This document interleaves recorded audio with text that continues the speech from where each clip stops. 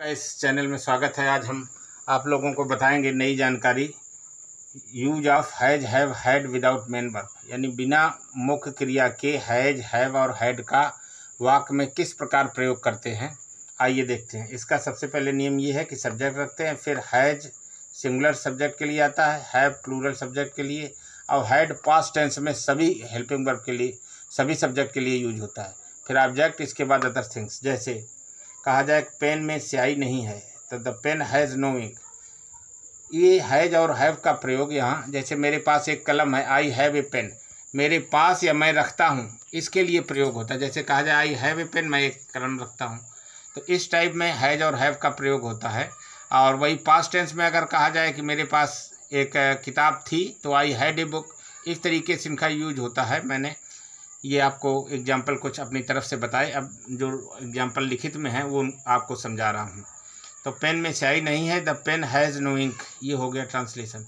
इसके बाद इंटेरोगेटिव है, क्या उसके पास पालतू कुत्ता नहीं है, तो has he not a pet dog. अब ये इंटेरोगेटिव है तो वही हैज पहले रखेंगे, इसके बाद सब्जेक्ट हो गया, फिर नॉट हो गया, निगेटिव है, और ए पेट डॉग ऑब्जेक्ट हो गया। इसके अकॉर्डिंग ये ट्रांसलेट हो गया।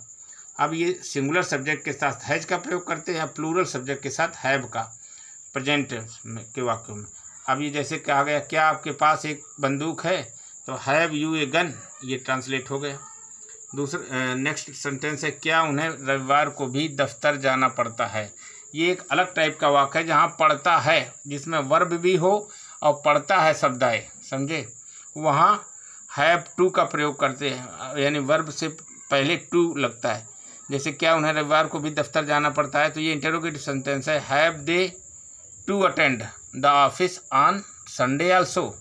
तो यहाँ वर्ब से पहले टू और हैव, अगर इंटेरोगेटिव है तो हैव, इसके बाद सब्जेक्ट आता है, फिर टू, फिर मुख्य क्रिया, इसके बाद ऑब्जेक्ट, इसके बाद अदर थिंग। इसमें हम दूसरा एग्जाम्पल बता दें। जैसे कहा जाए उन्हें रोज़ स्कूल जाना पड़ता है, तो they have to go to school daily.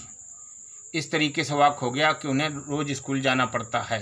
तो जहाँ पढ़ता है वाक्य है वहाँ हैज टू और हैव टू का प्रयोग करते हैं। सिंगुलर के लिए हैज टू का और प्लूरल के लिए हैव टू का प्रयोग करते हैं। तो ये एक एग्जाम्पल इस टाइप के सेंटेंस का मैंने इंटेरोगेटिव आप लोगों के सामने ट्रांसलेट करके दिखा दिया। नेक्स्ट सेंटेंस है, क्या भिखारी के पास खाने को कुछ नहीं था। ये पास्ट टेंस का वाक्य है। जब इसी प्रकार के वाक्य जब पास्ट टेंस में आते हैं तो वहाँ हैड का प्रयोग होता है, और पास्ट टेंस में केवल हैड ही एक हेल्पिंग वर्ब होती है, चाहे वो सिंगुलर हो या प्लूरल सब्जेक्ट हो, सबके साथ हैड का प्रयोग करते हैं। तो ये इंटेरोगेटिव सेंटेंस है। जैसे क्या भिखारी के पास खाने को कुछ नहीं था, तो had the beggar nothing to eat, क्या भिखारी के पास खाने को कुछ नहीं था, ये ट्रांसलेट हो गया।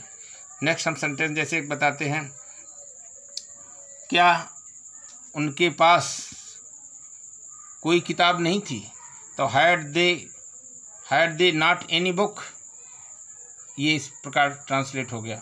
तो कोई भी वाक्य अगर पास्ट टेंस में होता है, हैड आई नो पेन, क्या मेरे पास कोई पेन नहीं था, इस तरीके से पास्ट टेंस के वाक्यों को इंग्लिश में ट्रांसलेट करते हैं।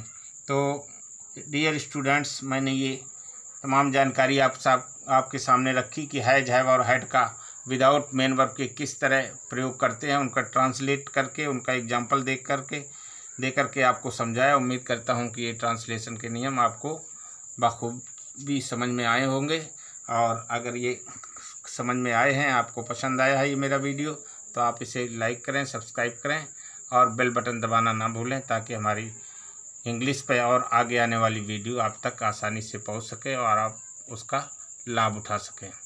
इसी के साथ मैं आपसे अनुमति चाहता हूं। नमस्कार, जय हिंद।